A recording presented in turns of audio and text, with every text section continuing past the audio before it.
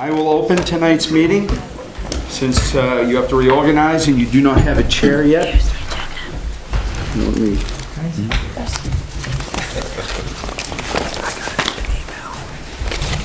I'd like to call the meeting to order, open the meeting at, what do we have, 7:06, is that right? So reorganization meeting on the 21st of March for the Mount Anthony Union School District. Has the new member been sworn in? Thank you. Confirming that. All right, nominations are in order for the chair of the Mount Anthony Union School District Board of Directors. Are there any nominations? Move Tim, I'll be chair. Okay. Second. Tim Holbrook nominated and seconded. Are there any other nominations? I'll nominate myself. Fran Kinney, is there a second? I'll second that, just to make it interesting. Are there any other nominations? Move closed nominations. Moved and closed.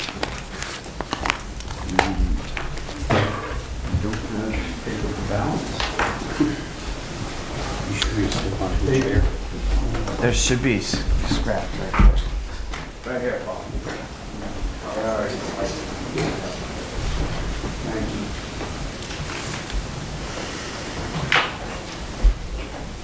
So we have two nominations, Fran Kinney and Tim Holbrook. I got two, does that mean I get to vote No. twice? Mayor, vice chair. Always be the help.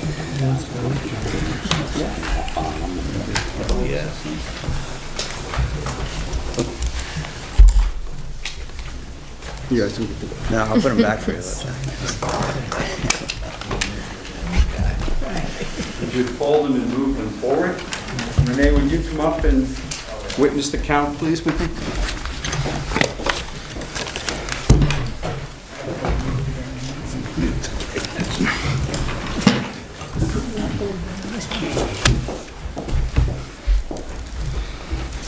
Thank you.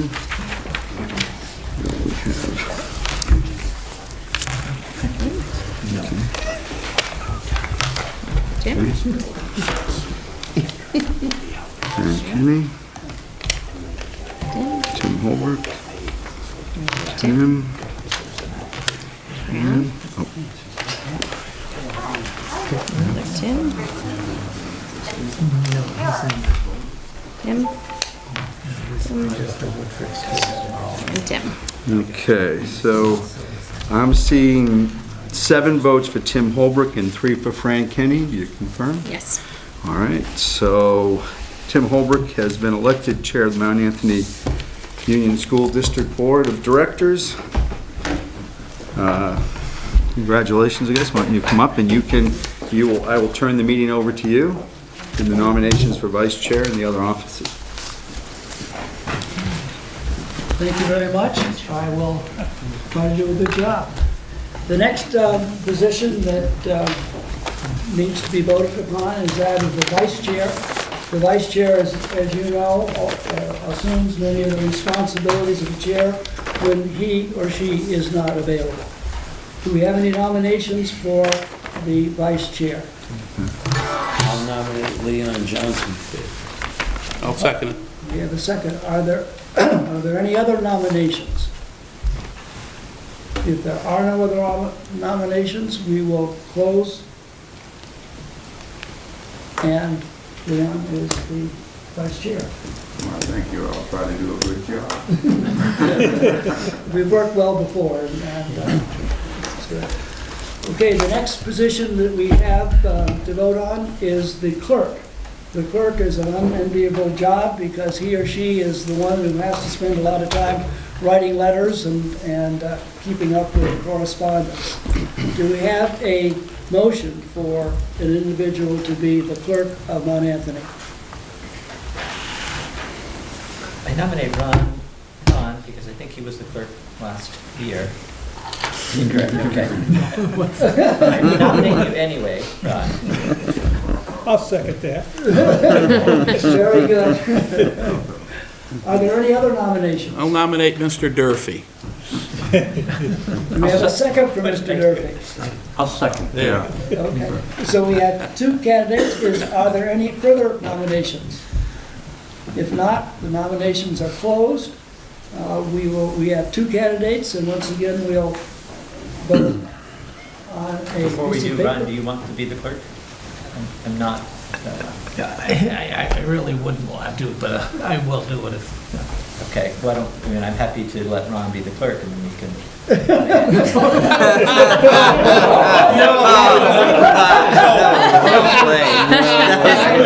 But I don't know how to write. Nice move. Very well done. Neither one of you want it. He's a smart man, Dave. Ron, are you comfortable with that? I think I am. Dave, are you comfortable with that? Absolutely, yeah. Yeah, therefore, congratulations, Ron, you are the clerk of the works. And I will certainly start by having some letters for you to write. Oh, dear.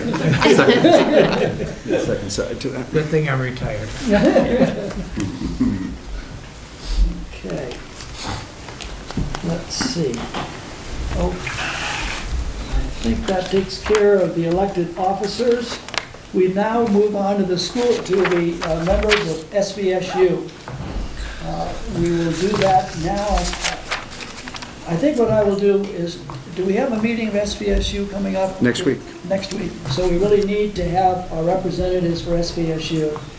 If I remember correctly, we have two members of this board become members of the SVSU board, and we have one alternative. Is that right? Yeah. And you actually elect those. Yes, I know we do. Yeah. Yeah, we're going to elect those. So I'll open the nominations for permanent members of the SVSU board. Dave Durfee. Dave Durfee. Very good. No, thank you, Leon. I'm already representing the Shaftesbury Board on the SU, so I don't know that I should or could represent this board at the same time.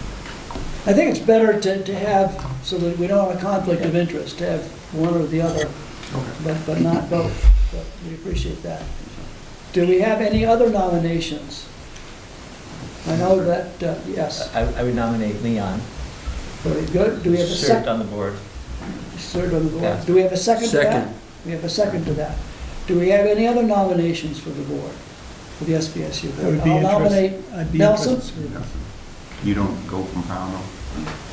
He's not on the. Not up on board, this is it. Okay. I'll nominate Nelson, I shouldn't nominate somebody else. I'll nominate Nelson. Do we have a second to that? Second. Okay. Are there any other nominations for a permanent member of the SVSU board? If not, those two members are elected. I will now open nominations for the alternate, and the alternate person will go in if either one of those two is not available. That person should go to as many meetings as possible, but he or she is well informed as to where the SVSU board is going, the type of things they're discussing. So do I have a nomination for someone to serve as the alternate? Not getting out well. I'll nominate a new member, Andy Batson. Oh, you willing? Sure. Good. Second. Good for a Do second. we have a second? Very good. Amy, congratulations. You can talk to Leon or Nelson and they can fill you in on the duties. All right, if there are no other businesses, we can go on to the reorganization of the committee structure. It has been the general policy that I ask members of the board to submit to me in writing those committees that you would like to serve on. I want to be very clear that all members of this board are a member of any of the committees. They can go. The reason that we have committee members is so that we can have enough members there that can vote, so that that committee then can bring things to the board for their approval, for the board's approval. So you're more than welcome to show up at any of the committee meetings, and we certainly hope that you do. So the committees that we have are agricultural, education, finance, and we've combined the ag with the food service, and then we have the negotiation teams, which will be done at a later date, depending upon where we will be doing the negotiations. So those are the committees. And I would appreciate it if you would inform me either by email or a written form, or give me a phone call, or whatever it would be convenient for you, to let me know what committees you'd like to serve on. Dave? Just clarify, you just said that anyone was welcome and encouraged to attend a committee Right. meeting, even if he or she wasn't on the committee, but it's been a little unclear to me anyway, and maybe to others, about the voting. The So vo- if I'm not on the finance committee officially, but I attend a meeting, should I be voting? No, I committee think, my understanding members? is that the committee members are those members that vote. Okay, And then it is brought before the board. So what the committee does is not final. It's only final when the full board votes on it, and every board member has the opportunity to vote at that time. But in my experience has been that often people that aren't on the committee, that because the topic that is being discussed at the committee are very influential in helping people make up their minds as which way to vote. Ed? I once posed that very question to the Secretary of State, and I don't remember his exact words, but essentially he said that since the committee can't take any action beyond making a recommendation to the full board, it probably doesn't matter whether everybody who's a member of the committee or people attending the meeting as a board member vote. Well, we can get some clarification on this. As you know, because of the stipulation, the court's stipulation in the recent events that we had, that one of the things that we'll be doing before the end of June, right, Jim? Before the end of June, is to have our attorneys come down and go over some of these points so that we Yeah. can be very clear what our legal... They were going to wait to election and reorganization before they did that, so now it's done. We know who's on the board, so they will schedule a time. Very good. Just to let you know that what we are going to do is, I think we have to have a 2-hour session before the end of our academic year. And we will be asking an attorney from Stitzel Page to come down and go over the law with us, even though the law can be interpreted in many different ways as you're taking a look at it. But there are some general guidelines that are agreed upon, and he or she, whoever comes down, can help us understand what we should be doing and what we shouldn't be doing. Rob, is that about the way it goes? That sounds right. Okay, good. And that's a public hearing. That's a public hearing, right. And my understanding is, once again, that all the boards will be there, Jim? No, this is an MAU. It'll be open to anyone. It's public, like Rob said, but the stipulation was for MAU board to go Okay. through this training. Very good. Could I come? Yes, Yeah, I would, it is an open meeting. I would urge the public to be at this, because lots of times they think you're shunning them or not allowing them to do something, but it's a procedural thing. So us learning and them learning would be a good thing at the same yes, time. that's good, that's a good point. Okay, are there any other comments? If Tim? not, I'd like to move Tim? on. Not to beat a dead horse, Yeah. but I'd like to know when the various committees are meeting, whether I'm on them or not. Right, and that was an error. I don't- But whatever, let's just start Yes. fresh. It is a general policy that when we have a committee meeting, that committee meeting's time and place and agenda are sent to all board members. Right. Unfortunately, that didn't happen, and I apologize for it. No, it wasn't my fault. Yeah. Okay? Just before you go into the real business of the night, it would be nice if you would just review the agenda to see that all the items are acceptable or everybody, or whether any of them need to be changed, so we Yeah. don't have anything come up. Right, well, it is, as we've learned, that if we want to add something to the agenda, we have to do it at the very beginning of the meeting. We can withdraw things from the agenda at any time, for one reason or another. Renee, was there something? Yeah. So when you're, Under finance, we need to add the Yeah, we can do that on the general thing. Okay, Leon, do you want to go over anything in particular? Well, no, I just wanted to make sure that if we were gonna add anything, we need to state it now Right, as to where it is and what it is, and the order of arrangement of this. If it needs to change, we need to be talking about changing it now before we get into it. right. One thing that we are doing is that we have a sign-up list now that is located in the back over where Renee is. And those members of the public who wish to sign in may certainly do so. You're not required to do so. And if you have any comments that you would like to leave on that, we would appreciate you doing so. So the sign-up list will be in the back or the front of this building before each meeting. Okay, I think we can move on now. Let me just take a look here. Public comments? Actually, Tim, before you move on, Yeah. can we amend the agenda to include the bleacher Yes. project under finance? Well, I think we can do that because we have the approving of contracts as item C. That's a They're different, different. that's a motion for designating someone to be able to approve contracts. I move that we approve the agenda as posted with the addition of the finance. Very good. I'll second. Any questions or concerns? All those in favor signify by saying aye. Aye. Opposed or abstentions? Very good. Vic, I'm sorry to keep you waiting. There are no public comments? And we can move on then to update on safety and security protocol and initiatives. And we're very fortunate to have Vic here to go over those areas with us. Vic, would you just like to introduce yourself to those board members who don't know you, and maybe just a very brief background as to what your qualifications are for holding the position that you do? Certainly. My name is Vic Milani. I'm the SVSU coordinator for the school district. In addition to that, I'm a member of the security management team at Mount Anthony Union High School.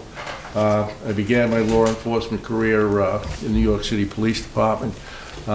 Served there for 2 years while getting a graduate degree from New York University. Accepted a position as a deputy chief of police in the Massachusetts Municipal Police Department. Held that position for 2 years, was promoted to the rank of chief, a position I held for 17 years. I left the police department to take a position as the commandant of the Western Massachusetts Police Department.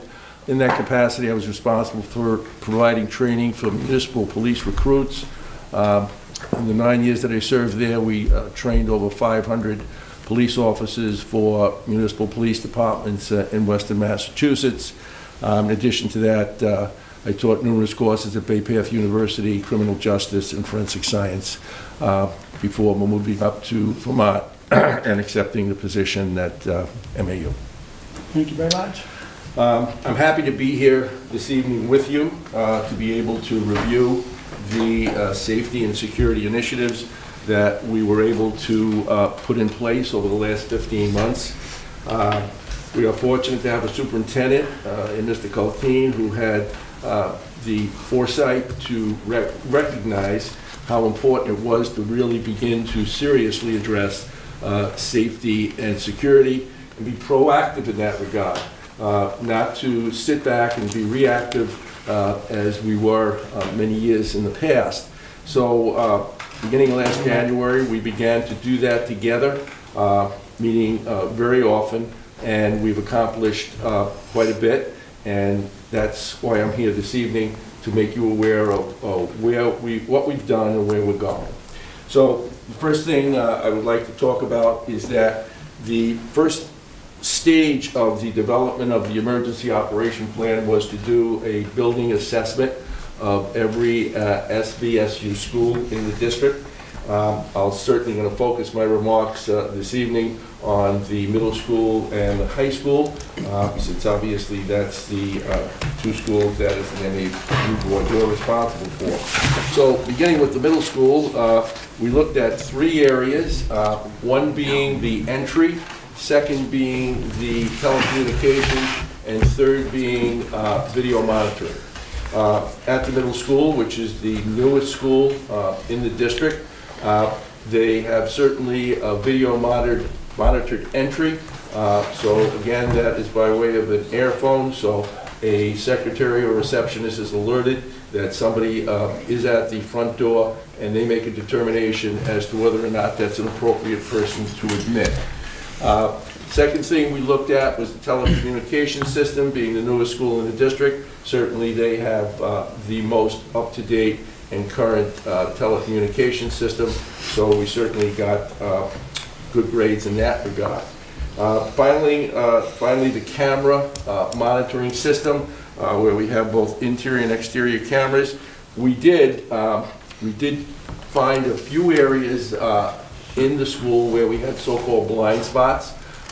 We met with our IT staff, Mr. Payne as the incident commander, Tony Lee as the safety officer, myself, and the IT staff looked at those areas that we could not have any visibility. We determined that we could install cameras there. We've made recommendations. We've included those in the budget. So I am hopeful that prior to the commencement of the next academic year, we will have those additional cameras in place.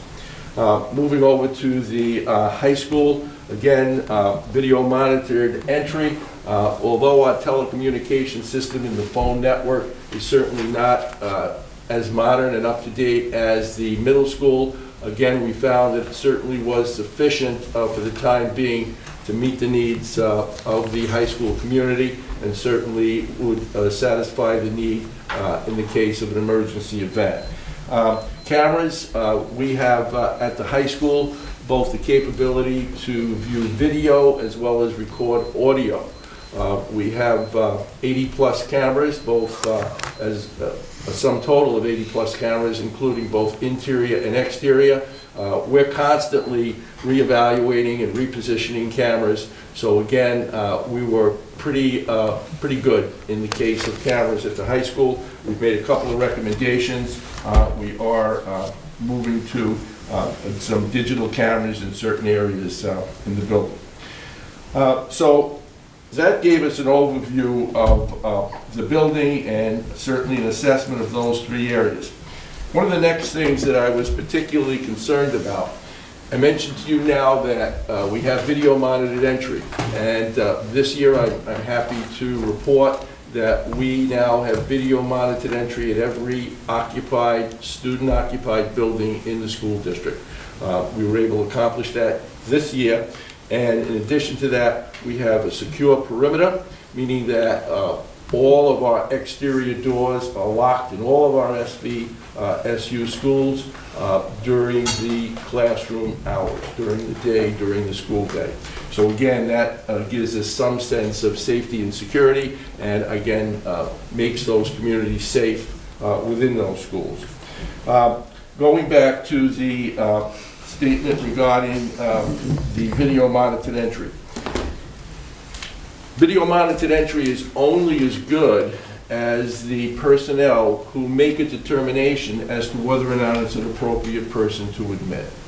I felt there was a real need for formalized training to train our reception and secretarial staff, who are the personnel who make that determination as to whether, when that person buzzes in, is that an appropriate person to admit.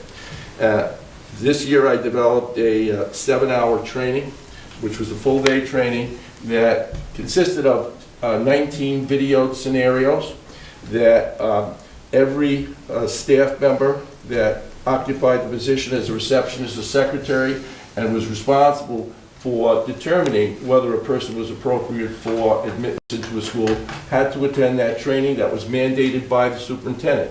In addition to full-time personnel, we even included people who sometimes substitute for receptionists or secretaries in that capacity. So we wanted some assurance that the people who are our first line of defense, and unfortunately sometimes the last line of defense, because once this person is admitted into the building, there's no turning back. So we had to be certain that we provide what we feel would be the most update and current training to determine who or who is not appropriate. So that training consisted of those 19 video scenarios. We had modules of instruction that would follow each of the discussions related to those scenarios. I had a role player in the training come in and pick a fight with me. The people were then had no idea that this wasn't real.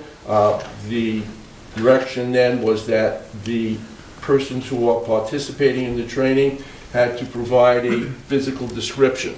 The purpose or the objective of that particular exercise was to demonstrate in law enforcement eyewitness accounts differ tremendously because it's based on our perception.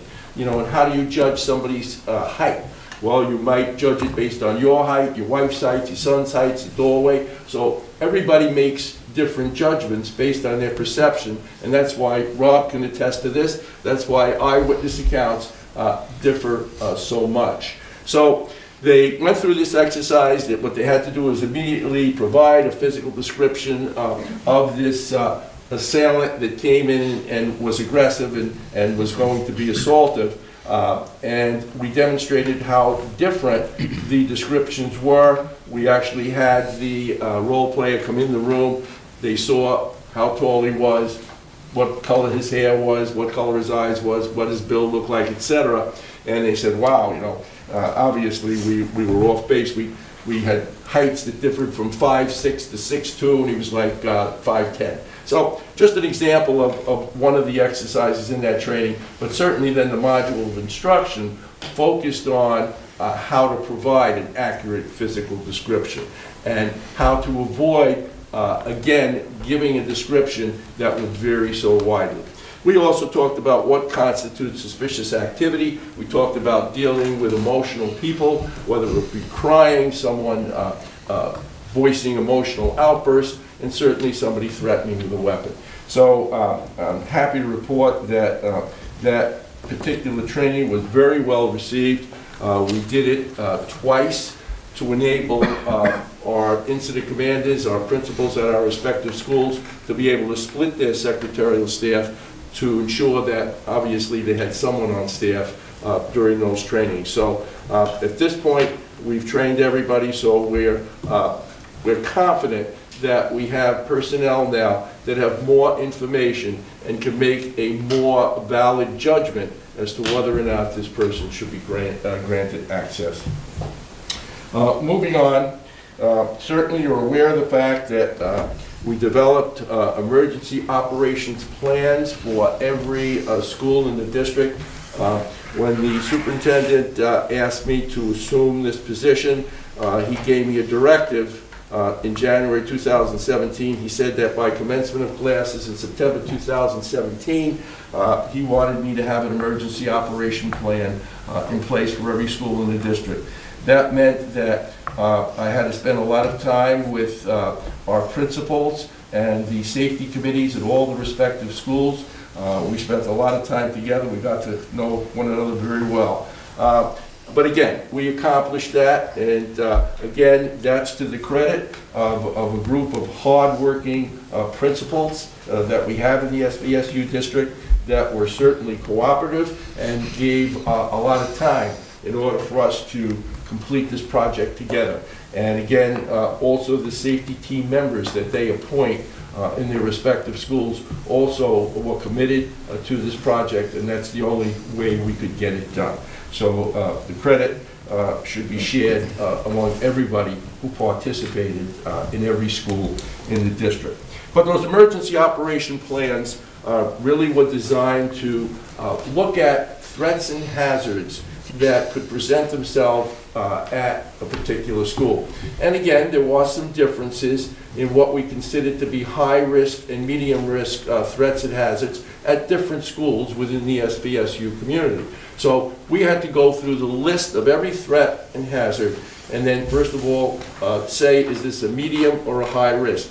If it was a low risk, we didn't have to include a protocol in the emergency operation plans. If it was medium or high, we did. So we defined and made a list of each of those threats and protocols, hazards that we wanted to develop a protocol that were medium or high risk in both MAU, middle school, as well as the high school. In addition to that, we certainly had to look at protocol and procedures for containment type situations. We had to look at shelter in place, we had to look at lockdown, we had to define protocol for when we would go into lockdown, when we would go into shelter in place, when it was appropriate to do that. We had looked at our egress type evacuations. Paul D'Angelo talked a little while ago about fire, and that was a great discussion. So we had to talk about fire drills in stage 1. We had to talk about a stage 2 evacuation, which is an evacuation that would be for a longer period of time than would be necessary in a stage 1. And then we had to look at a stage 3, which is an off-site evacuation that would be a prolonged evacuation away from the campus. Just today, we practiced a stage 3 evacuation at the high school. We had never done a stage 3 evacuation at the high school. So what we decided to do, in that we have approximately 900 to 1,000 students at any one given day, we decided to do it on an in-service day, which was today, and we decided that we were going to do it just with our faculty and staff. And the reason for that was that every member of the faculty and staff had an assigned responsibility and had a location to report to. We wanted to give them an opportunity to be comfortable with their assignment, to be comfortable where we're asking them to report to and what we're asking them to do. So we carried out that exercise in a 2-hour period today.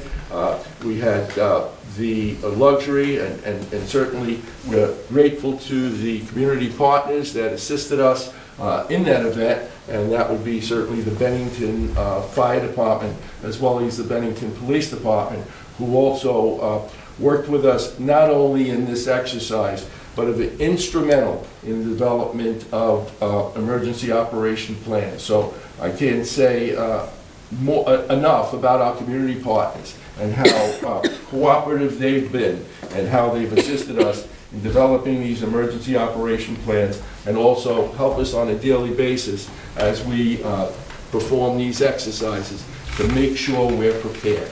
And preparation is so important. That's being proactive. And if we don't drill, we're not going to know where the areas of improvement are that we've got to concentrate on. And certainly today, we thought we had a very well organized event, and by far it was a very well organized event. But what were there areas of concern? Were there areas where we could improve? Are there areas where we're going to have to sit down and say now, okay, how can we do this better? Absolutely.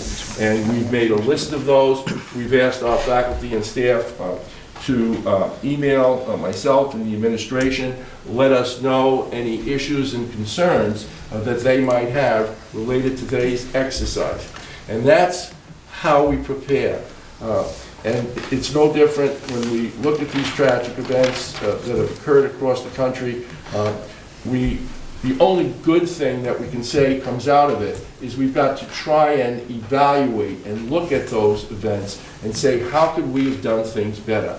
And we have to learn from those events. And I'll talk a little bit more about that as we go through some more of these bulleted points. Okay, moving on to the next point. We've determined that certainly if we can have police presence at our schools, that certainly is a benefit as far as maintaining and providing a safe and secure environment. So, as you know, most of the events across the country that have involved active shooters have occurred at the high school level. So certainly we've made provisions to have police officers detailed to the high school on a daily basis during school hours. The middle school has an SRO that is on site to provide that police presence. In addition to that, this year, knowing how important it is for us to be able to communicate with the police department directly, the security management team at the high school is now on the police frequency. So whether or not police are actually on site or not, we have the ability to communicate directly with the Bennington Dispatch as well as individual officers. Again, we know that this is important. We know that these events last 4 to 6 minutes, so it's so important that we be proactive and we take this type of initiative and provide communication where we can have a rapid response. The next point that I wanted to talk to you about is a system called Identikid. An Identikid is an identification, it's a visitor management system, and we had looked at different types of systems for check-in of visitors and substitutes, and we decided that this was the one that best fit our needs. Through the IT department and Frank Barnes, we were able this year to purchase the system that we wanted to pilot at the high school. So about 2 months ago, we had the system installed, and what it consists of is a touch screen computer. And if you are a visitor, for instance, you would come in and you would touch the screen, indicate you were a visitor. What would happen? Your photograph would be taken. The time of entry, certainly the date, would be recorded, and a identification tag would be generated by a printer. That identification tag would be placed in a carrier that also includes emergency instructions for that visitor that would be worn around the neck at all times while that visitor was in our building. So that provides identification to anyone that this individual is a visitor. Certainly they've signed in as a visitor. It also gives us a hard copy that we can refer to in the event of an incident where we have to account for all persons present. So this particular system allows us at any time to know who was in the building. And that would be real important, as I said, if there was an event and we had to account for everybody who was on campus. The system, in addition to that, has the ability to generate an identification tag for substitutes. So in all of our respective SVSU schools, we have substitutes reporting when faculty and staff are out. This particular system would allow that substitute to sign in. Again, the same information would be recorded on a different color identification tag, certainly the date and time that they checked in. Again, that substitute would be wearing that particular identification tag in that carrier on their lanyard around their neck, along with the emergency instructions that would be indicating the protocol to follow in the event of an emergency. That's a responsibility we have to ensure that visitors and substitutes in the building, since they don't have the opportunity to attend trainings as faculty and staff who are full-time do, but we're also responsible for them in the event of an emergency. So they have to be aware of what instructions we want them to follow in the event of an emergency situation. Finally, the system has the ability to, in the case of the high school, this has been really beneficial to us, generate tardy passes. So a student now reports to the school tardy. They would again go up to the screen. They would tap their student ID and put their name in. It would print out a pass that would indicate which class they're going to, the time and date that they arrived, that they would present to their faculty member in the first class that they're attending. Again, we've instructed that if somebody is tardy, a faculty member is not to let them into the class until they have that tardy pass in hand, which shows that they've checked in with us upon arrival. Same procedure for early dismissal. Different color pass would be generated. So we have 4 different colors: the visitor, the substitute, the tardy, and the early dismissal. And again, the different colors allow for easy recognition of what the tag is for. So we've invited all of the principals from all the SVSU schools to come with their reception or secretarial staff, who now have been trained, as we talked about a few minutes ago, to view this system. The superintendent, the director of finance, and myself were successful in being able to include that in the budget for every school next year. So the middle school will be getting that system next year. and they will be able to utilize it in the same way that we are at the high school. Again, this is another safety and security initiative that, again, we feel will enhance the whole community for feeling relaxed. Again, we face this challenge every day. Every day there's another tragedy, a tragic event across the country. People are nervous, people get uneasy, and I can predict on the day after an event, when I go in and look at my email, I have tons of emails from parents, from students, from teachers, at all of the SVSU schools with questions, and I respond to every one of them. And again, sometimes I'll ask them to appear at the safety committee for their respective school and bring their concerns there, but we have to respond to everybody in the community who has a concern, who has an issue, because that's our responsibility. When we accept students into our schools, we take the parents' responsibility in that we become responsible to them both morally and legally. So we're going to respond to any issues or concerns that anybody voices to us and tell them the appropriate channels that they should take to get a timely answer. The next point that I wanted to talk about, this summer, we had a visit from the liaison from the Agency of Education who came here to look at what our progress has been in developing these emergency operation plans and initiating safety and security initiatives. We received many accolades for where we are at this point in time, and we've certainly surpassed that now because we're well beyond the summer. But one of the recommendations that we did get was the fact that all of our buildings didn't have an AED device, and that's the automatic external defibrillator. The high school had one, the middle school had one, and Powell Elementary had one, but the other schools in the district did not. I spoke to the superintendent about this, and again, our director of finance, and again, we were successful this year in including an item in every school who does not have the device's budget to be able to have that commencing the next academic year. So that will happen as well. And I believe those funds even were made available this year for some schools to be able to purchase them this year. So they will be in place.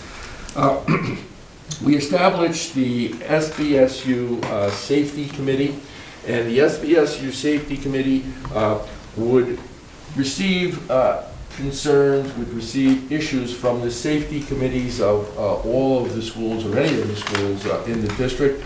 Those concerns generally would be communicated to me. I would bring them before the SVSU Safety Committee for discussion. In addition, any trainings that I'm developing, any new initiatives that I want to see instituted, I bring to the SVSU Committee first for discussion there, for their review, and then we would get their approval, and I'll give you some examples of that in a little while, and then we would roll them out following in the next academic year.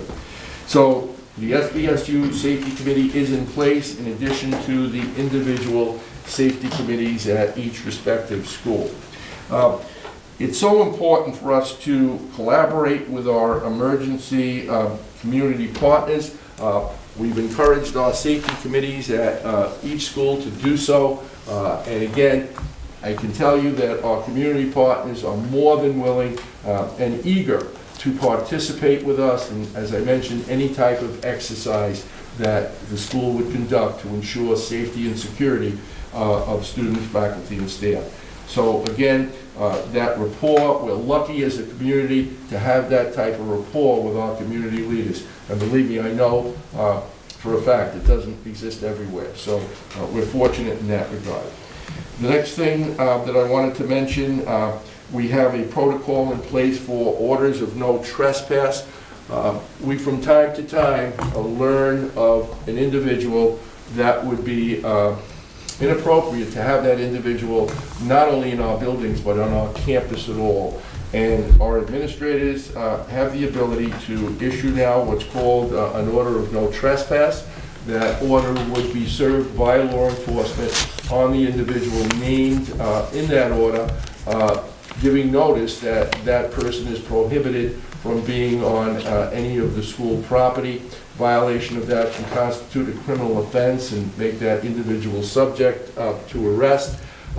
Again, we're in times where we have issues that relate to domestic violence, and sometimes that's just an example of when we might have to use that type of remedy to prohibit someone from being on our school properties.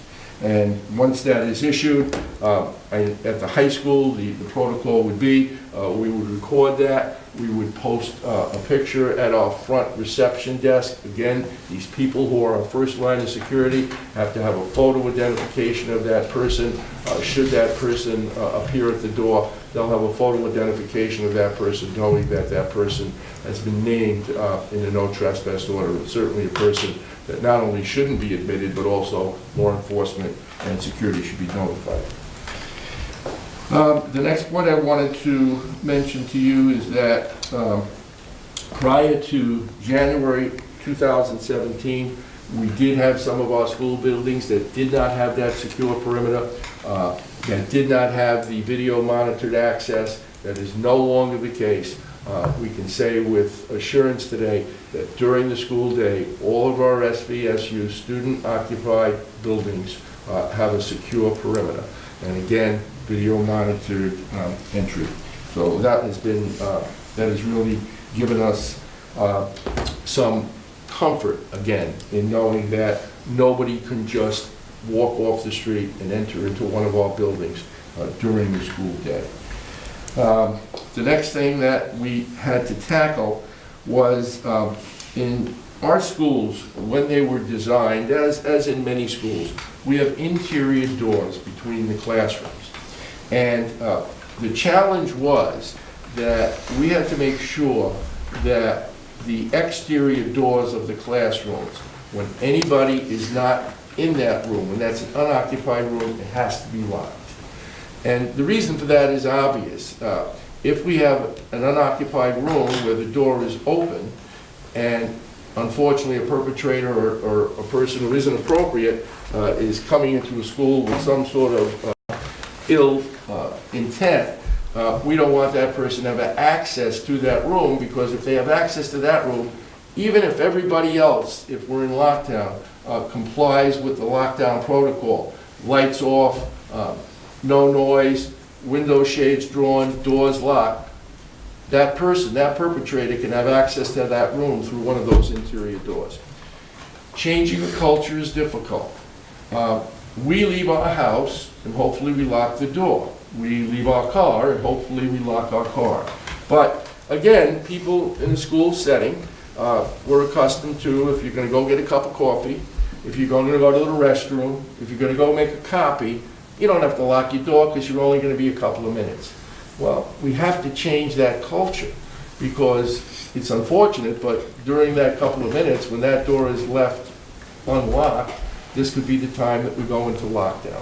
So that has been a real challenge. And, you know, I appeared at every school and I've had this discussion with faculty and staff, you know, and everybody understands how important it is, but it took us a little while to get them to change the habit of locking the door. So I'm happy to say now that, you know, I had to impress upon people that you certainly don't want to be responsible for somebody being injured or even killed as a result of being remiss to lock the door. So that hit home, and I'm happy to say now that principals and incident commanders have been reporting now that we're in compliance. And people have changed that culture. And again, it's because of the events that we read on a daily basis. You know, you would say these types of things don't happen in Vermont. Well, you look at a little town in Kentucky, a little town in Texas, you know, there's an event. So I think that mindset of it can't happen here, I don't think there's many people that believe that anymore. So we have to continue to be diligent. We have to continue to keep in mind everything that we can do to keep our community safe. All right, moving on. We, again, in being proactive, we have to continue to educate ourselves. And as a district, the superintendent, the assistant superintendent, myself, incident commanders, continue to attend trainings. And again, in order for us to provide training, we certainly have to have the training. So again, the district has been very generous and has certainly supported us in attending trainings, and we're going to continue to do that. And we're going to continue to stay ahead of the curve, and we're going to continue to be proactive and make sure that we provide adequate training and preparation to make this a school community that we can be proud of, that's safe and secure. The two types of training that I also identified that I wanted to really focus in on for the next academic year are school bus training and threat assessment training. And let me talk to you a minute or two about those. Our transportation company, Dufour Transportation, is outstanding. They've done an excellent job with transportation throughout the school district. But in the area of bus safety, since it's not mandated, they have done some minimal training in bus evacuation protocol and procedures. I've reviewed the school bus safety training that is implemented in many districts across the country, and I've determined that that's what I want to do here. So I did develop a training that really focuses in on how do students prepare to ride the bus, what should they be doing at the bus stop, how should they board the bus, what is safety protocol on the bus, how do they depart from the bus in a safe manner, should there be an emergency situation that arises on the bus, how are they going to respond to that, in addition to the evacuation procedures that we will also review. The way I've decided to do this training is on-site at each elementary school is where we're going to begin, and we're going to have buses on site, we're going to have drivers there, and we're actually going to demonstrate to our elementary age children what they should do and what they shouldn't do. That training has been developed. I presented it to the SBSU committee. It's been reviewed, and at this point, we're ready to launch. I've developed a letter to be sent out to the parents prior to the training, notifying them of the fact that we will conduct this training and to ask them to have their children pay close attention to what is said and demonstrated. In addition to that, in the letter, you may or may not know that Dufour Transportation has also installed on all of our buses video and audio cameras that can record activity on the bus. Again, another initiative to ensure safety and security of our students while on the bus. In addition to that, the buses are GPS monitored. So again, we would know at any point in time where a bus is and where a bus has been. So again, if a bus doesn't arrive and we feel that something might be on the bus that is an issue, we can pinpoint the location of the bus and have our emergency responders respond to that location. So we also want to advise parents in this letter now that would announce the fact that we're going to conduct this training of also some of these new safety initiatives that Dufour Transportation has on the buses. The video monitoring is the property of Dufour Transportation, but they certainly make it available to school administrators and security. So that's available to us. The next area of concern that I really had, and I have to tell you that our faculty and staff, our school communities are so eager to be trained. Every time I talk about a training, they want more. This 7-hour training that I referenced, they want more. So, you know, we're not stopping. The safety and security is dynamic. The development of these emergency operation plans is dynamic. We have to continue to move forward. We have to continue to evaluate these tragic events. We have to learn from them. We have to develop trainings in areas that we think we need improvement. And The area that I really feel we need formalized training for all our faculty and staff in is recognizing a threat. What constitutes a threat? What is a threat? What's a substantive threat? What does it consist of? So I've developed a training, and this will be to the SVSU board in the next few weeks. And my initial thought is that what I'd like to do is in each school in the district, it would start off as a 1-hour training. It would really define the different categories of threats. It would talk about how to evaluate threats and assess threats. Because I want all of our faculty and staff now to be able to recognize what is a possible situation that can affect safety and security of our school communities. So what is that threat? What does it look like? How do they assess that? How do they evaluate that? Not only as an individual, but as a team at the level of each school, and then how do they communicate that to appropriate officials. So that's in the works. That is will be done, as I say, in the next few weeks. It will go to the SVSU committee, and my proposal would be to roll that out to the faculty and staff at every school within the district during a regular faculty meeting next year. So again, I'm sure this list of trainings and initiatives that I mentioned here tonight, if I were to talk to you 30 days from now, I'm sure we're going to have some additions. The superintendent and I talk at least 2 or 3 times a week related to safety and security and issues and concerns that have been expressed to us, and we're going to continue to do that. We're going to continue to be diligent, we're going to continue to be proactive, and we're going to keep this district safe and secure. So that's kind of where we are, that's kind of where we're going, so I'd certainly like to answer any questions you might have. Thank you very much. Very informative. I have a question. Yeah, go ahead. We're monitoring doors when people are coming in, but do we have any way of knowing if a door is ajar? Yes, we do. Our system, our computer We have system. sensors that'll Yeah. trigger an alarm? Yeah, if we have a fobbed door, we can program the times that door is unlocked. For instance, during passing times, we have those doors unlocked so students can pass. We also then, if that door is propped open, we would get an alarm and indicate that the door is propped open. Am I correct on that? How long does it take to respond to something like that? Again, if it comes up on the computer, it would be just a matter of calling the security management team at the high school and we'd be ready. Are there any other questions? Dave?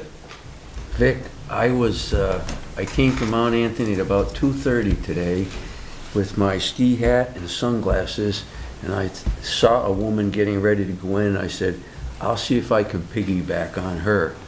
And I think it was, I forget your receptionist, who knows me very well, and I didn't get in. Good. So your receptionist, and tell I her was I took wondering my where that glasses was off. going. And she recognized. They're not letting anybody in. That's a good thing. But one other, tell me again, the cafeteria, it's full of kids. One of their classmates or former classmates walks to the door. How do we not let them in? What's the deal on that one? We've instructed our students that at no time are they to open doors for people who are outside. And I'm glad you mentioned the cafeteria because that brings up another point. One of the things that we've done in our drills, and our drill exercises, we have lockdowns that are practiced 5 times a year and fire egress 6 times a year. One of the things that we fell into, and again, most schools did, is we got accustomed to doing these for so many years, and people were doing them at the same time of the day, okay, the same day of the week, and we really had to change that up. So we've asked every incident commander to make sure that we change some variables every time we do one of these exercises.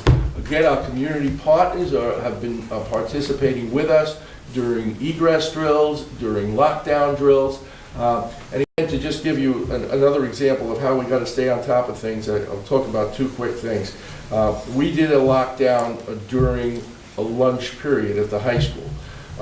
We hadn't done that before. And as soon as we did that, we realized we got a real problem. Because in the high noise areas, you can't hear the announcement to clear the halls. So I was in the cafeteria during the lockdown, and we couldn't hear it. Obviously, I knew the lockdown, I knew it was coming, I heard something, but I couldn't hear it clear. We certainly cleared the cafeteria. So it became apparent to us, and I think Paul talked earlier about this to the Finance Committee, we're going with strobes in high-noise areas in both the high school and the CDC. So in the high school, in the cafeteria, in the gym, Blue in the CDC, in the shops, automotive, wood shop, a machine shop. We're gonna go with blue strobes if there's a lockdown, because now you'd have both audible and visual notification that we're going into lockdown. We're also doing that on the exterior of the high school. Again, we've had situations where we're in lockdown, and even if it's real, it's going to take a few minutes for law enforcement to establish a perimeter. And we have people that are going to try and enter the campus during lockdown. So we're going to have strobes with associated signage indicating if those strobes are flashing, do not enter the high school. One more example I want to give you of a learning experience we had that we've learned from tragic events. In South Burlington and Essex, when they had these two events of swatting back in April, students were confined in lockdown for 4 to 5 hours. And what became the most immediate problem when we have people confined in a room that's dark, we're asking them not to talk, they're in a confined area, bathroom facilities. And we actually had students during lockdown who certainly had to go. It's a biological need. And they left the room during a lockdown because they wanted to go to the bathroom.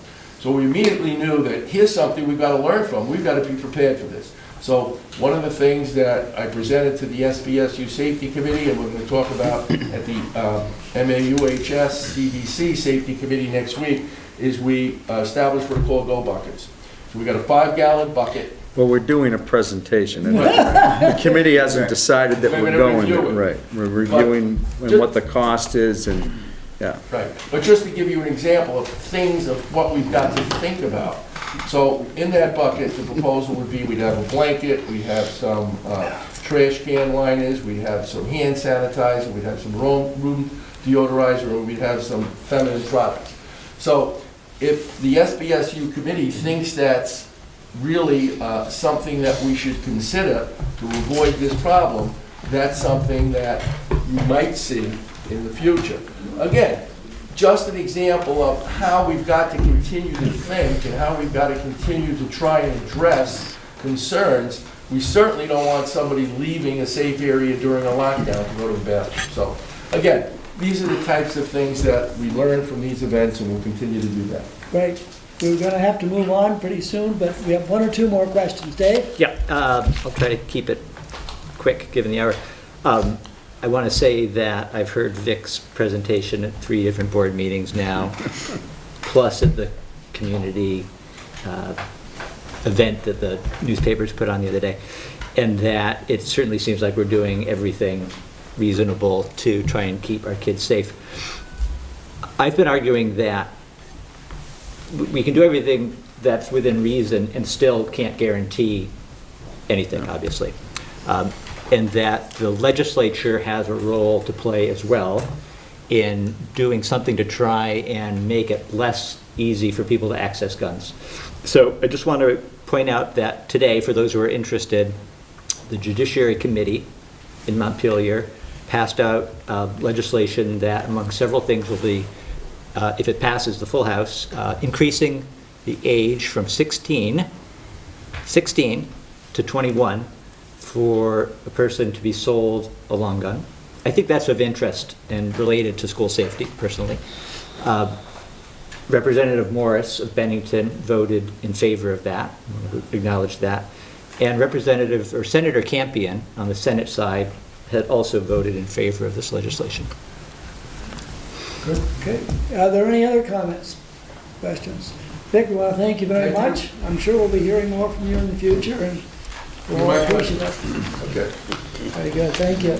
Do we have any estimate of what this has cost so far? I do not know. I don't have that off the top of my head. We certainly could put something together. The cost isn't, I know, we're gonna pay it anyway. I just wondered if if anybody had any idea. Yeah, I'd like to see if somebody's able to put together some sort of broad numbers, what it's So Vic's cost. stipend is less than $10,000 a year, I can tell you that, so. As far as other costs, that'll be coming as piece, like, we don't know yet what the strobes are gonna cost. That's being put together by Paul, but, Send it to the finance Yeah. committee. I heard Lynn said, we'll get that through to the finance committee and what our costs to date have been on this. These are district-wide, a lot of these. Some of them are, yeah, his stipend is not exclusively the MAUs, it's an SU assessment. Very good. Are there any other thoughts? Well, I'm sure we'll be, Nelson. Yeah, there's one-time cost, when people worry about costs, there's one-time costs and there's ongoing costs. Strobe lights and things to make things safer is a one-time cost, which is well spent. It's what will be the ongoing cost is what I would be more concerned about, and I would assume others. Sure. Well, as most of you know, in our last election, the voters did pass, or give the board the right to take funds and earmark them for areas that they feel need to be considered. And this is just a very good example of something that the board will consider and possibly use some funds to help move ahead on that.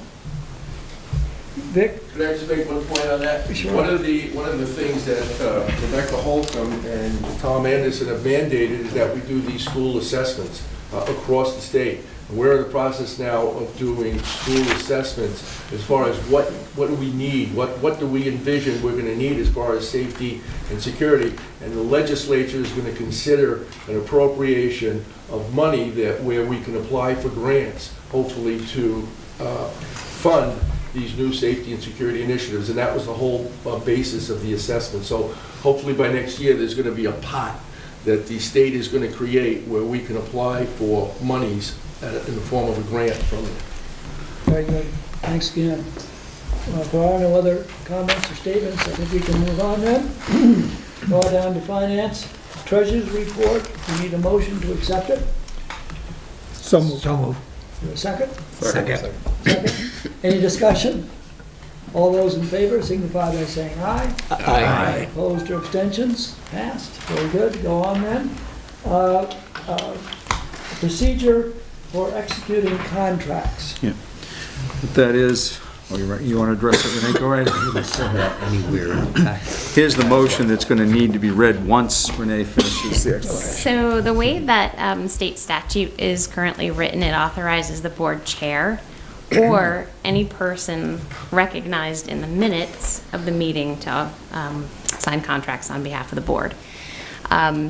Through a fiscal monitoring audit that we had with the AOE this spring, actually the past spring, which is still kind of ongoing, they came out and said to us, technically, a purchase order is a type of contract on which my signature appears. So, As my designee, so right, that's. so we're asking if the board, so we're in alignment with state statute to grant. So to be clear, we're not asking to give the superintendent or their designee the right to sign employment contracts. That still is done by the chairs, but this is to keep us in compliance. It needs to show in the record that you've made this authorization, that I can designate her to sign basically purchase rights. And day-to-day operations. day-to-day So, you know, if we have a consultant coming in for a professional development, you know, it's So something they that want we to would see it on the handle. record that you gave that authorization. Is there any guidelines as to the amount that would be able to be signed by something? I would be uncomfortable about giving the superintendent or you authorization to spend large amounts of money without informing the board. So And one particular instance would be our assessments to the SVSU. Those are significant bills. So, I mean, if we were to limit that, then we would have to have the board chairs or somebody else come in to sign. in all reality, those. she already is signing these for you. You just haven't given an official authorization. And it's always been the Always practice. been. This is It's not always a been the new practice, we're practice. just formalizing it. Is this written up anywhere? Well, I have a motion. Because I didn't here. find it in the packet. No, it wasn't in the packet. Yeah. No, it's I would- section Do you need this right 563 away? of the statute. it to be in compliance with state law, I would prefer if we could, because we're purchasing stuff every day, and we do have consultants coming in, so we do have, I think generally speaking, it would be good to get this on at least on the Finance Committee agenda, so that we would have a better understanding of it before we're asked to vote on it. This didn't go to the fund. Okay? Sure. To authorize, this is the motion, to authorize the office of the superintendent or his/her designee to execute contracts on behalf of the MAU School Board District. Do we have a second to that motion?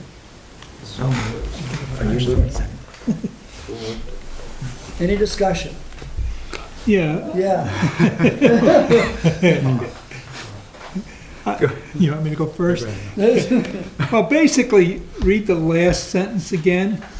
That sort of is where the question Renee, where comes. did the writing for this come from? it was suggested by the AOE. All right. Okay, but go ahead. The last part of it said we were also, Designate to execute contracts on behalf of the MAU School Board School District. so they're doing it on our behalf. Is this after we've looked at it? No. No. That's what concerns me. Shouldn't, I have no trouble with it saying, once approved by the board, they can do this, go off and sign it. I think that's Yeah. fine. Are we talking, can we get a sense of the scope of what we would need to do if we weren't? so I approve purchase recs daily. I think we're probably well into the 300 to 400s at this point, just requisitions for Mount Anthony. Yeah. So that would be, I would need somebody in the 300 to office. 400 this year? Oh, yeah. This It's school year? probably more than that, actually. Renee, with these contracts and things you're signing, ever be outside the budgeted amount for those areas? We have controls set within the system so that when a requisition's put into the system, it won't allow you to overspend that budget So there line. would be no way that you would be signing a contract that wasn't within the guidelines of the approved budget? Is that- Right, and any contract, say we were executing a term contract like with the bleacher contractor, That that still will be has coming to- to you. That's Anything This that is comes just under the like day-to-day procurement operation. regulations still has to come back to the board when they hit I those just dollar want to be amounts. very sure I understand this. So basically what you're asking us to do is give you authorization to sign for things that we've already approved? Well, technically, we're not gonna overexpend your budget, so by You the don't board approve approving. the line budget- item by line item No, on a but we've purchase approved rec, right. budgetary items. Budgetary, We've yeah. approved budgetary. So I think the items. hang-up here is the word contracts, because we never thought of That's way, purchase recs as contracts, but that's, that motion is way too broad, though. yeah. So That would that- authorize employment contracts. And so. Yeah. So add the word excluding employment contracts, But- we're fine with that. If we redid this, I'm uncomfortable with it, I think Mm-hmm. other people are too, so that the wording could be redone. Is this gonna hold up something that needs to be done immediately? But if Why I- don't we wait until our next board meeting to reword it so that it's... Why don't we send it to the finance committee, Well, because that's wait a why minute. we have these things. Right, and the finance committee can take a look at it and then report to the board on it. Okay? The only board that hasn't approved it is North Bennington, because we don't really buy things for them, so that's why they have, But the other boards have already moved on this? yes, With that wording? yes. Did anyone question it? Anyway, if the board is agreeable to it, and it is not gonna cause some serious problems in getting our audit and all that I kind of mean, stuff. we've lived the entire existence of the MAU without it, so I don't think it's going to cause a problem I think I to wait just- another month, but Right, we'll wait another month, get some wording that's a little more concise, understandable, and move ahead. we'll send that message to the AOE. They want more concise. It was the AOE, but also our legal counsel Yes, as well. right. Yeah, I'd like to I was see gonna what, ask that if the legal counsel They said. did, yeah. We have a motion on the table, don't we? Yeah, Table it. well, so Or we did it we have a have a second? motion, all those in favor? Did somebody Opposed? second it? Yes, somebody did second it. Or do you want to withdraw it? I'll withdraw my motion at this time. Okay, I would like to see some kind of guidelines on what is included and what right. is Well, Finance excluded Committee, from I understand the that. definition of a contract for the purposes of that. I understand that the Finance Committee will take it up and will be ready to present it to the board at our next meeting. Okay, we can move on. We have another motion at an earlier meeting of the Finance Committee meeting. Paul did a very complete explanation of the work that needs to be done on the bleachers and is making a recommendation. And the recommendation would be to move to award contract to E&D Specialists for the retrofit and upgrade of the MAU High School elevated bleachers in the amount of $195,000. The Finance Committee approved this after a thorough discussion. Do we have a motion? It looked like it was 195.5. It There's is. two different numbers there. So 195.5 and then the bottom is 195. Which one is it, Paul? 195.5, sorry. 195.5. I just read the one at the bottom. It's- I'll make a motion, but I want to make a comment after. Sure. We have a motion, we have a second. A second. Any discussion? Yeah.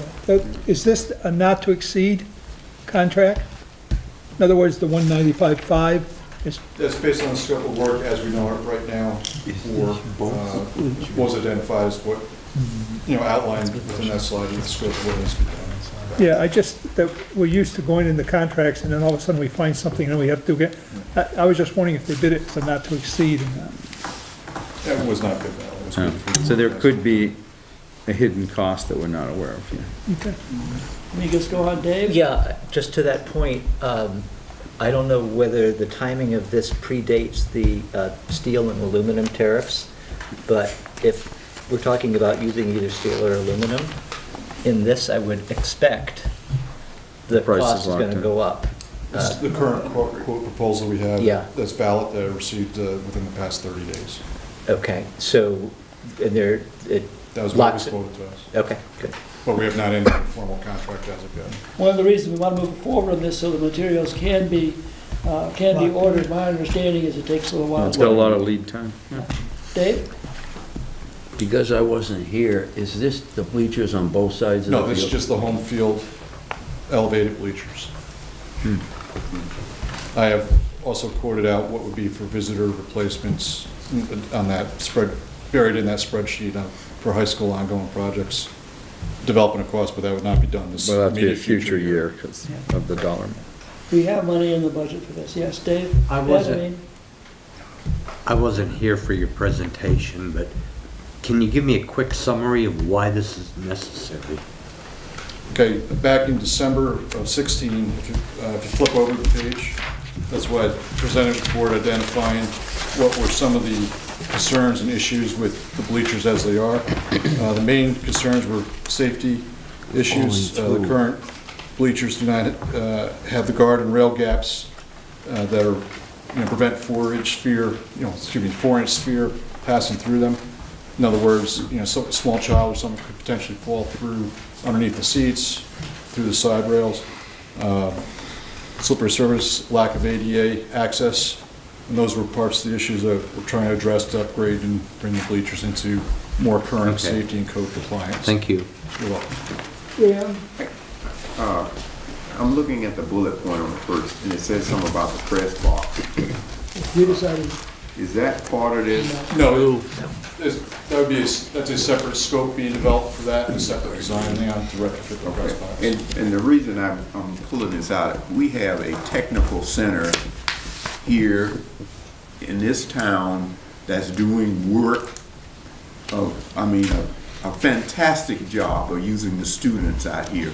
And so when it comes to projects at the high school, as opposed to us doing a lot of things in the community, we should be tapping into the same students that are at the high school that are taking technical classes and building and trades to do some of the things that we need to do so that we won't be paying a lot, but we're giving them the experience to do the things just like we're putting them in the community to build houses and all these other things. Okay. Any other comments? We have a motion on the floor and it's been seconded. Any other comments? All those in favor signify by saying aye. Aye. Opposed? Abstentions? I'll abstain. Okay, one abstention. Richard, you all set with that? Okay, thank you, Paul. Okay, we also, Paul, at the Finance Committee, went over some of the more long-term projects that he envisions that we'll be dealing with soon. And he is working on figures to bring back to the board so that we can have a more thorough discussion. Okay, we down to consent agenda. Got a motion, Fran? So moved. Have a second? Second. Any discussion on the consent agenda? All those in favor signify by saying aye. Aye. Opposed or abstentions? Policies, Leon? You have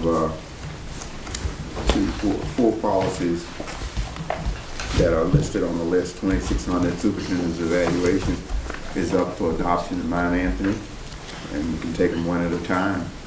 I move to adopt 2600. Second it, Fran? Second. Any discussion? All those in favor signify by saying aye. Aye. Opposed or abstentions? Emergency closing 3200 is up for adoption. I move to adopt. Second. Any discussion? All those in favor? Aye. Aye. Opposed? Abstentions? Okay, go on. Memorization policy 5110 is up for adoption. Move to adopt. Second. Any discussion?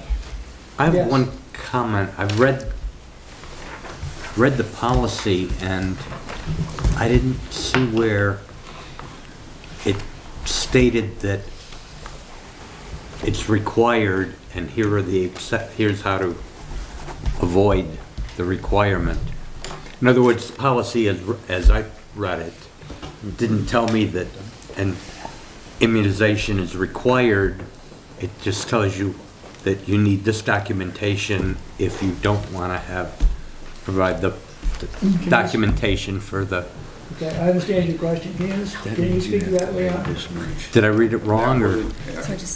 What you're asking is something that had nothing to do with the changes that took place in the policy along that line. And what took place when it came through for warning, there was a statement that, and I didn't pull it up in front of me right now, that allowed, that wasn't necessary to be included into the policy, what took place in immunization. It didn't allow a person to opt out for some reason, and I can't think of what it is now, Rob. I can actually speak to that. It's Okay. in, the requirement's in statute. Yeah. The reason for the change in this policy was the statute removed the, I believe it's moral reasons was in the That's right, statute. that's what it was. It removed that, so that's no longer a valid opt-out reason per statute. Our policy did not mirror the statute, so our policy needed to change to make it clear that parents could not opt out for moral reasons. Thank you, that's what it was. I was trying to think of what that was. And that's what the change is here. Thank you. Okay. Okay, we have a motion on the floor. All those in favor signify by saying aye. Aye. Opposed or abstentions? Very good. Leon? We have 4,400 safety and security of employees is up for warning. Move to warn. Second. Any discussion? All those, Fran? It just, not to, and Leon can tell me after, but on this policy, is this the one that's supposed to take care of fragrances or anything like that? This one does not. This one does. It does. We went through this policy and we went through all of the concerns of all the people that brought them up. Okay. And we went to legal and we had one word to put in here was health.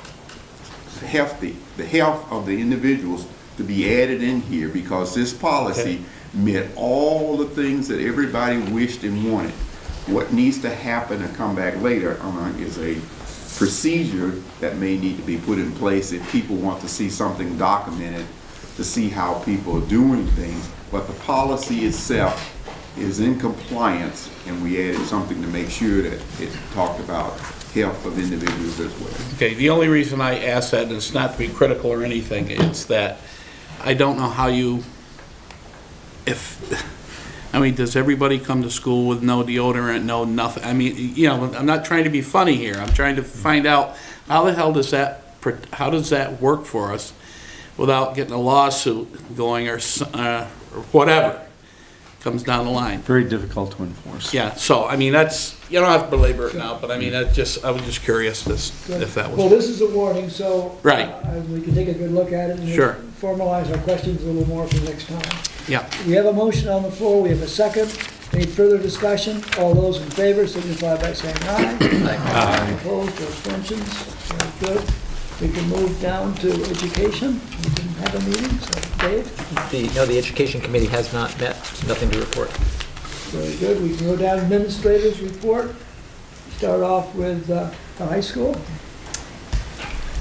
So, on March 9th and 10th, the high school had their annual Pops concert, which had a variety of musical acts that included singing and band numbers. And then what makes this event quite special is that it provides students with an opportunity for musical enrichment, because there are spots available in the program where they can choose what they'd like to present. I'd like to highlight some students. Rachel Langlois, who's an 11th grader, Elizabeth Melanowski, who's a 10th grader, Erica Scholes, who's an 11th grader, and Sienna McFallon. And I'm just going to read a little quote that the high school received. It says, "I'm honored to be one of the first to congratulate all of you on your fine performance at our recent solo and ensemble festival. Your ensemble has represented you not only each of you very well, but also your music educator, your school music program, and all of those involved, students, teachers, supporters, and parents. We are honored to have you participate in our event in such a meaningful way.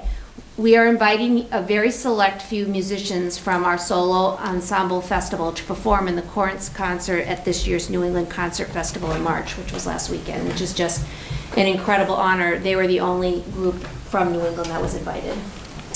On Wednesday, March 14th, a group of MAUHS students organized a choice event to honor the victims of Parkland, Florida, and to invite people to come together outside of the school day at a later date to discuss topics focused on school safety. The high school administration is working with our high school union representatives to create an experience for school staff during the month of April that will focus on school safety topics and talking points when we're supporting our students. And I'm going to move back to two students. Olivia Surdam, who's a 10th grader, and Chris Mayer, who's an 11th grader, have spent the last week representing us, sharing their personalized learning plans. We had a session with community providers, such as the Tutorial Center, the Homeless Coalition, and the Center for Restorative Justice, and to create a unified approach for organizations that support our students. They shared the PLP process, so we're creating common language and how we can all work together. On top of that, those two individuals were invited by the Agency of Education to represent our high school to speak about the PLP process with a student panel. Olivia Surdam actually went today and testified in front of the State Board of Education, which is a huge honor, and represented our school well. I actually just saw her down the hallway. She just returned with her mother. This week, the high school is completing the Smarter Balanced Assessment Consortium, or SBAC tests in English Language Arts and Math. So there's a 2-hour delay in the morning on Monday and Tuesday, and Thursday and Friday. And as a reminder, when we get closer, I'll remind you that our 10th graders will be taking the Fitnessgram, which is a pilot year. That's the physical education state assessment, and our phys ed teachers just completed their training. So we're looking forward to that, and the 11th graders are preparing for the new science test field test, which will be also given in that same exact window. And then earlier today, today was a professional learning day for the high school staff, and we had Dave Melnick, whose focus is on trauma-informed schools. He's been working with our whole district for over a year now. Today he did a full staff training, sharing brain research behind the impacts of trauma, and then gave us strategies to work in our classroom. And then again, as Vic had shared earlier, we did have a stage 3 evacuation drill. And again, we'd like to thank the Bennington Police Department and the Bennington Fire Department for supporting this evacuation drill. I'd also like to say that the fire department then gave us a drill and gave us an experience in how to use fire extinguishers at the end of the day, which was something added and extra. So we want to thank our community providers. Thank you very much. Any questions for Laura? Comment? Yes. That Pops concert was incredible. Yeah, it was. Thankfully, my wife dragged me to that, and it was just a very moving thing. Maybe our clerk could write the folks who put that on, but the amount of self-confidence Yes. those kids get standing up and performing well. That's great. And the other thing, I've talked about this before, but we gotta do a better job of telling people all the good things we're doing. I read North Bennington, Manchester Elementary, Fisher Elementary. We gotta get and tell people all these things we're doing. And I realize that I don't know what the social media is, but I've talked to people and they said our presence is very low there. So can we get in motion That's a some very- way That's a to, very good, I don't know how to answer that, but it certainly is something that we can bring up for discussion at our, maybe put on the agenda for our next meeting and see if we can come up with some people. I know there was talk about having a, Sound like a good public, indication. It has been relations approved. person. It's in the budget for next year. It is in the budget for Yeah. next year, but maybe we get informed a little bit more Yeah. about that and see how we move It's a it. SU position, but it will work with all schools. But that's something that maybe you need to go to the education committee to discuss things along that line. Okay. Very good, thank you. Is there any other questions or comments? Tim? From the middle school, I just wanted to, Laura spoke about the activities on campus last week on the 14th. Just to update folks at the middle school, we made a robocall on the 12th to all parents to let them know that we were going to be offering a student choice activity to honor those who were killed in school violence. On Wednesday, the 14th at 10 o'clock, we offered students a choice activity. It was called an act of kindness. They would have been able to continue that in the lunch period as well. I have to say that students and staff were respectful, and it went off very well, reflected well on us. For students who enjoyed the day off at the middle school, a reminder to them that yesterday was the end of trimester 2, so their report cards will be going home next week. They can take a look for those. The cabaret show that was canceled last week because of the weather has been rescheduled for next Wednesday, the 28th at 6 o'clock. We'll be posting that up on our Facebook page for folks. Sixth grade parent conferences are also next week, Thursday and Friday. Those are by appointment. Teachers have already reached out to parents and made appointments to sit down and talk about students' progress and transition to next year. We are also participating in the SBAC experience.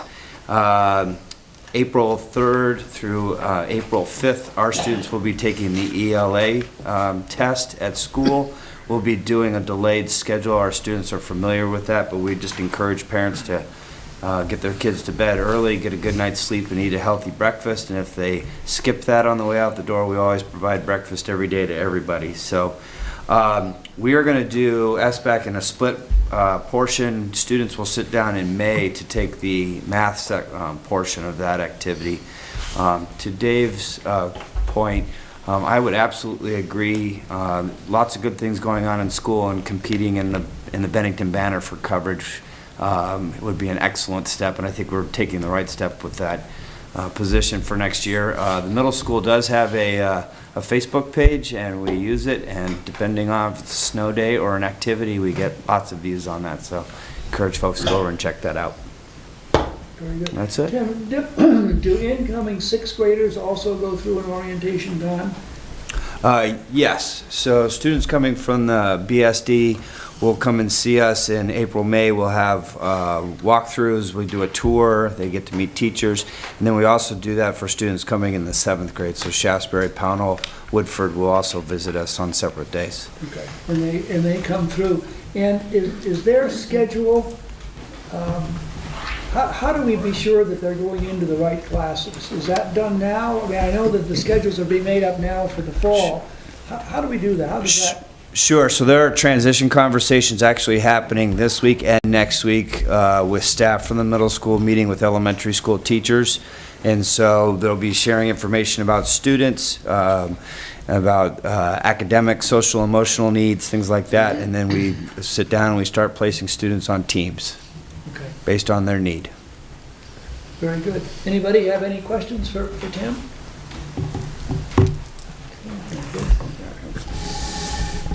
What, Leon? We have no student representative. Thank you. Okay, you want me to talk about You go down to the superintendent's report. Okay. Yeah, so, it? Can I copy? yeah, Okay. yeah. I couldn't hear the conversation, Well, but, I'm not all really- right, okay. Principal search, so just, we have some new members, so let me give an update of where we are on, which will be some background for those who are already in here. We had a deadline, following the policy, the screening committee is supposed to move forward minimum of 2 finalists to the superintendent for consideration, which they did. But before I scheduled interviews with them, one of the candidates withdrew, which left 1 finalist. So to follow the policy, they re-advertised, keeping that 1 person as an automatic finalist going forward. The deadline was March 9th, and that closed, and they conducted 3 Skype interviews with candidates today. So Leon's still here. I don't know if you made a decision, if you're bringing any of those in for further interview. Dave would be Dave's there too? Well, we're gonna bring 2 more. Okay. That was here today. We're at this point. For a where site we're ready interview, to have yeah. a site visit at the Mount Anthony School, in which they would do a mock demonstration of how they would manage the school. And Nick told me that he hoped to do that next week. Is that still the plan? That's what we're trying to get the dates signed with the 2 individuals lined up to do next week or the following. Yeah, I think week. next So week late- may be the following challenging. week. Challenging? Yeah, but the So following. within 2 weeks, we should hopefully have 2 finalists again, As a minimum. at least, at minimum 2. So that's where we are. The other position that you have open, and that deadline closes this Friday, that's the activities director, AKA the athletic director. HR is compiling, because Tim Brown had been in that position for a lengthy period of time, HR is putting together a study for that committee of what that position pays in other supervisory unions throughout the state, so that we have a snapshot of, where we're sitting there. So, and he assures me that he will have that compiled. He has the information, he has to compile it, but he will have it for, I believe you're meeting next week on that, right? That's news to me. Okay. Yeah. Well, I know that he's working on a new job description too. Dave? Well, the job description was 4 pages long or Right, something and that's like gonna that, be yeah. So redone, that's huh? gotta be redone. Dave, do you have anything to add to that? Leon, Carrie Bond, and I met with Tim Brown on this, and we looked over the job description. We thought we found a lot of holes. Then Carrie and I met with Nick, and we made some suggestions, salary, days, hours, evaluations, et cetera. Nick took a lot of notes. You suggest that I call him. I called him this Monday at 9 o'clock and said you wanted me to make a report. Right. At 2:40 today, I got this little blurb that said they're working on the salary. I didn't see anything about the job description, or he did say that the position would close on the 26th, and we have 27 candidates. So the Beyond thing, that, one of the things you struggle is that you have a committee moving within your own board, and he's got a bigger screening committee too. Right. So there are other people that aren't being involved in those discussions, and I know that is a challenge for HR right now. So we gotta be careful that we're being inclusive of everybody and putting that together. Yeah, we suggested to get some coaches on that board, et cetera. I don't know what the screening committee is. Well, my understanding is that the application deadline is the 26th. Six. Is- Yes. Is that right? Week from Friday. And then I'm sure that you'll be getting together and continuing with that. Okay, is that, So, we've had 9 snow days, 7 delayed starts, and 1 early release, and that's had a real impact on the schedule, and there's a lot of panic about what we're gonna do about making up those days. Right now, the last day of school is, for students, except for middle school students, 27th, June 27th for all students. We canceled the day of school here at the middle school because they had a burst pipe. And all staff, because one of the days we canceled was a professional development day, so they're actually working until the 28th of June. There's always discussion about canceling April school vacation or taking some April school vacation. That causes panic everywhere because of plans that are already made and what would attendance look like with staff, and how do I compensate staff who have made vacation plans and they get 3 vacation days, 3 personal days on a 5-day week if they haven't even used them at this point. So right now, I know as soon as I say this, we'll have more snow days, right? But right now, we don't have more snow days. The plan that we're looking at coming back to the boards at the April vacation is to end school for students on June 22nd. It's a Friday. It's what was the last day of school using 5 snow days as published in the calendar.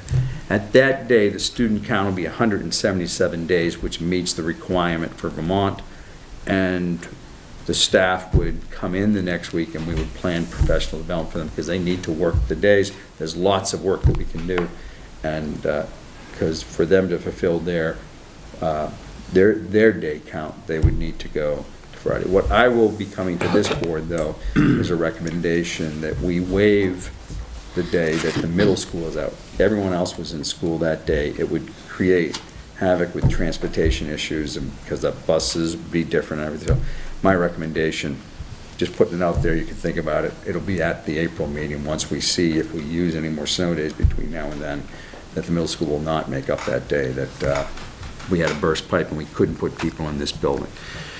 And I also will have that recommendation that asking the boards in April to make the 22nd be the last day of school. Even if at that point we have another snow day, we could still do it because the student count would still be over 175. As you know, anyone who's been, and even that week is going to be difficult for our teachers and students. It's going to be warm in classrooms, but I really don't want to go beyond that.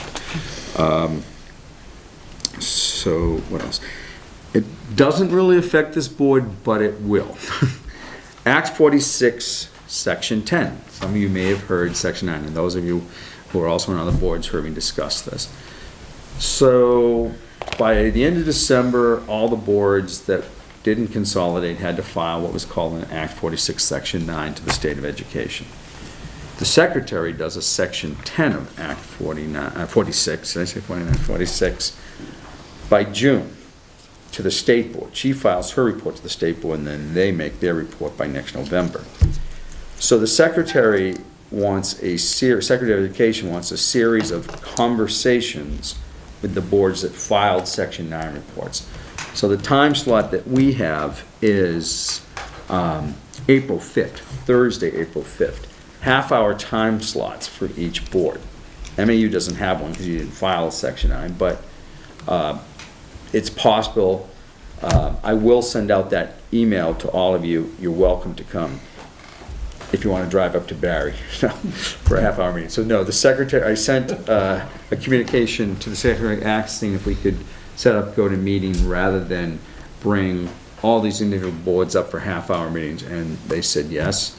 We got that word yesterday. So somewhere in the 1 to 3 o'clock time at central office on April 5th, I'm not sure at this time which board will be at what time, but we will send that out to all boards, whether you're part of a Section 9. And right now, how it is scheduled is Bennington, Shaftesbury, and Woodford will have a combined conversation because their Section 9 reports were essentially the same.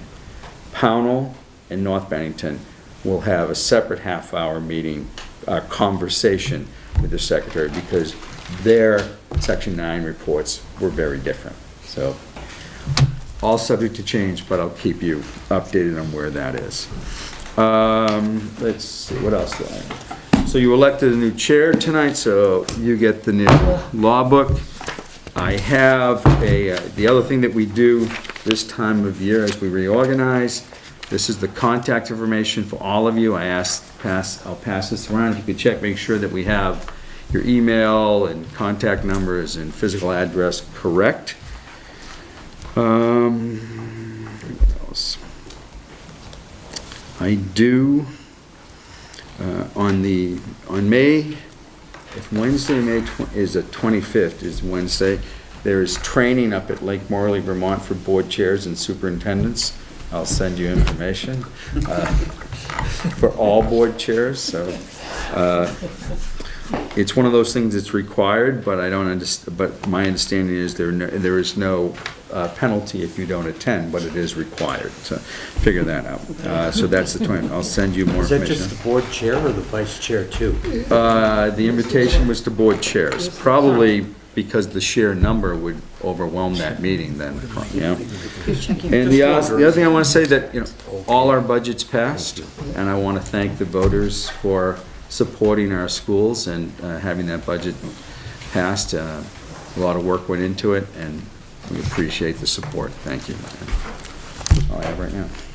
Okay, very good. Oh, and I do not need the executive session at the end. What we're going to discuss with you is incomplete at this time, so it would be premature to give you an update on it. Okay, that's fine. Just a couple of things. First of all, I'd like to publicly thank Kevin Goodhue for his year on the board. He very much would like to have continued. His health has been not what he would have liked, and he finds that he can no longer put in the time to run for the office. And we're very pleased to have, as a new board member, who you all very know, is Amy Dotson, and we look forward to having her and her wisdom help us all through the things that we discuss. I would like to ask the clerk to, I'll write a letter to Kevin, thanking him for his service. It's 2 letters here that you now, Ron. Excuse me? That's 2 letters Ron's got to do. I know. He's, you know, he kept busy. Yeah. He's been reporting. The other thing I'd like to just mention to you, that during our meeting at the firehouse, a couple questions were asked, and I was not able to answer them. And I thought I would just bring it up here at the meeting so that we all know. The question was asked, how many students do we have in special education at the middle school and the high school? And I received these numbers. We have 283 students in regular classes at the schools, and 21 students who have out-of-placement, who are out-of-district students, which is a total of 304 students within the 2 schools who are involved in the special education program. I think that's 20% or so. Which will be, that is always on the monthly attendance report that's in your packet too on the bottom, but it wasn't there that night. It wasn't there yet, so anyway, that is that. We had already discussed the athletic director position as we went through. As we have our next meeting is at the time that the schools are on vacation. I think that at least right now, we plan to have that meeting. I think it's on the 11th, is that right? Right, so neither Renee nor I would be available that week, but you're free to meet with us. Yeah. Well, And I don't know, but I haven't checked with our principals. I mean, it is their school vacation week, so are they available? I know that Well, Renee and I let me are. do a little research on it to find out if we have pressing business that we feel that we could accomplish without having a meeting, and I will get in touch with you in the next week or so. Yeah, or consider another day. I know, you know, Yeah. with enough notice, I think you could go to another day. Very good. The Pownell Board tonight moved their meeting to the Wednesday after, because it is the same night as the SU, but they're gonna go at 5 o'clock that night rather than 5:30 to give them enough time to have their meeting before, but they are not gonna meet during school vacation week. Okay. Is there a possibility that we may have a recommendation for the principal by that late in April? Well, we're on a pretty aggressive timeline. I would see what they said, maybe 2 weeks. Yeah, so that would be, especially if you went the week after April vacation, I need like that Tuesday or Thursday. We'll have a Yeah. discussion, and I'll let you Yeah. know what we will do. I'd like to get those things taken care of. When are the SU meetings? The last Wednesday, or the fourth Wednesday of the month, so I shouldn't say the last, because sometimes there's a It's the fifth. fourth, Yeah. Okay, are there any other issues to be brought before this board? As being indicated, we are going to cancel the executive session. I'd entertain a motion to adjourn. So move. A second? Second. All those in favor? Aye. Very good.